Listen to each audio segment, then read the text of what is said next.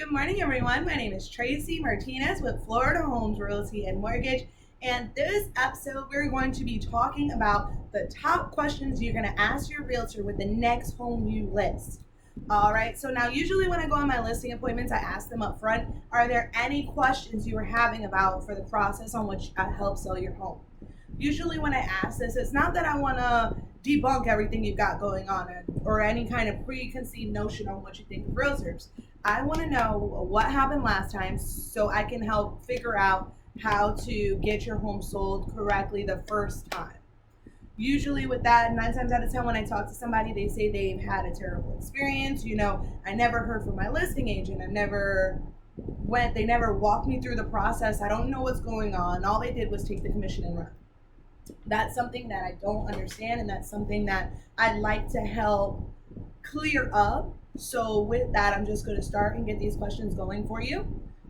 Let's see. The first question we would ask is, how long have you been in the business? And that is a fantastic question. Just know with that, be prepared for one of two answers that are going to happen. The first one is going to be either they've been in the business a lower amount of time and they just don't have that many sales under their belt. But what they have is hunger, and what they have is determination to help you get your home sold. What they do is they've got a little bit of extra time on their hands, one or two deals, that's what they're working on, and they've got the entire 30 days of the month to make sure you're well taken care of, and they're going to make sure you're well taken care of. Or what you're going to get is you're going to find an agent who's been in the game for a while, has got hundreds and hundreds of sales and transactions a year, and they pride themselves on that. Usually when they get to that level, they are having other agents working underneath them, pushing them up to that gorgeous, shiny thing that you see. Usually when you get that, 9 times out of 10, you're not ever going to be working directly with the agent after you get the listing appointment. You're going to be working with their team members, whether that's their admin that does the paperwork, whether that's their number two person that they work with. As soon as they get the listing, you're going to get handed off to their teammate. And that's something that's okay too. So it's up to you to discern what you're looking for, whether you want an agent who has a little more time on their hands and can give you that one-on-one attention you're looking for, or if you get handed off with a team, which absolutely they guarantee results, but that level of attentiveness may sometimes not be up to par of what you're looking for. Now, usually with a home, it's someone's biggest investment. It can be a very emotional experience. I mean, after all, it's your home. If you want someone who's more hands-on, you might want to consider an agent who doesn't have that heavy of a workload, or an agent who only deals directly with you. All right. And that will lead us to the second question. Who will I be working with on your team? Again, like we just said a minute ago, lots of people have at least 5 to 6 agents under their staff, or some of them have more. Anything, you might not be able to get them on the phone, just a simple email. And that's something that I've seen. So it's up to you to figure out if you want an agent who's a little more hands-on and into your transaction just like you are, or someone who's like a team or brokerage. I mean, of course, you're going to be with a brokerage anyways, unless you go for sale by owner. We can talk about that too. Let's see. What is your marketing plan for properties like mine? All right. So usually with that, the same level of attentiveness, really, the same level of attentiveness goes to a lower price property versus a higher price property. And when I say that, just know all of this goes into it. I have 3D walkthroughs, I have drone photography, I use social media a lot to get your home sold and seen by that right buyer who's going to pay you top dollar in the least amount of time. How do I do that? I work hard. I'm up early, I don't go to sleep until late, and I'm working on finding ways to get it out there.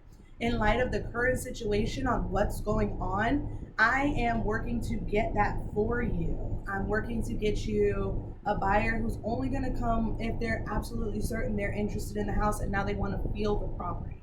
I make it so where they can see everything about the property before they even step foot in their home. That way we don't cause that risk of any kind of, it wasn't what I thought. I know, have you seen anything on the listing photos where that house looks absolutely fantastic, but as soon as you get there, it looks a whole lot different? Yeah, I call that a catfish for a house. We don't want to catfish you. I just want you to see what the house really looks like. See it through the lens of what it could be as well. All right, let's see. How often will you be in touch? That's another really great question I get a lot.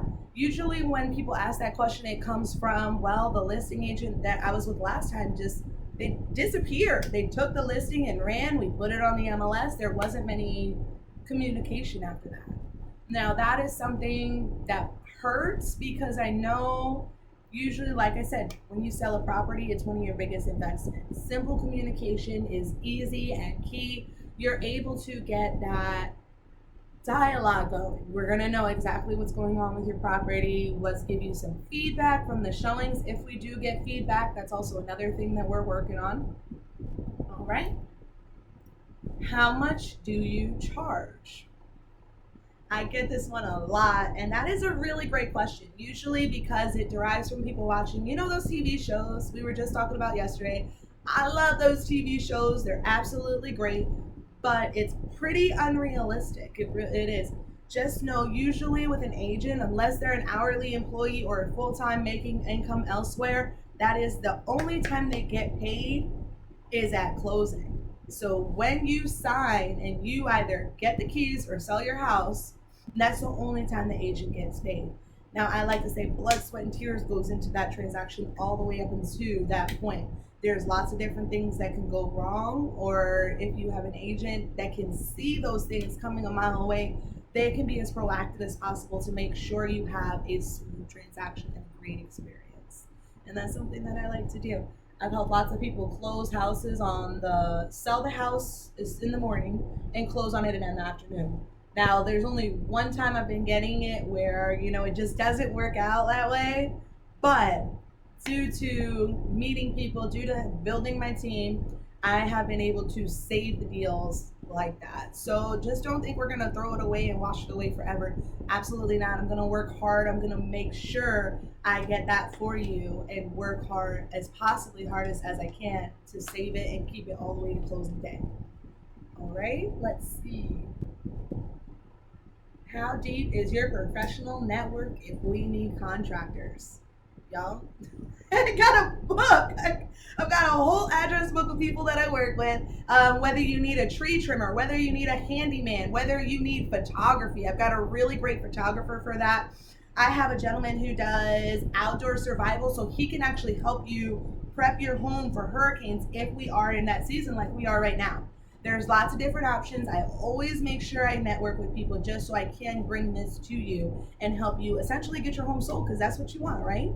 All right, so usually, there's some other questions in there. There's really not much. They all kind of repeat themselves. But at the end of the day, it's this.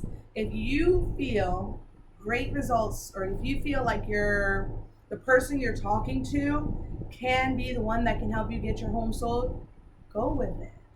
You have all these considerations into it. Make sure that you interview them, ask them to bring you their report card of business. And when I say that, don't go looking on Zillow. In my particular circumstance, I have way more sales on the MLS than I do that are noted on Zillow. And that is for the reason of, I was on a team. I was on somebody's team. Actually, I wasn't really on a team. I was under a brokerage. But when I left with them, so did the last 7 months worth of sales. Now it's gone. I can't get it back, but I can bring you a report card that shows you the hard work that I've done. And just this year alone, in 2020 alone, I think I had like 17 sales when I left them, and all of that is gone. You can't trust the online. Just make sure they bring this stuff with you. Cold, hard, tangible paperwork that you can actually see. Well, thank you so much, y'all. Y'all have a good one. Happy Monday. Tracy Martinez. Give me a call when you can. My number is 352-537-1440. Thanks.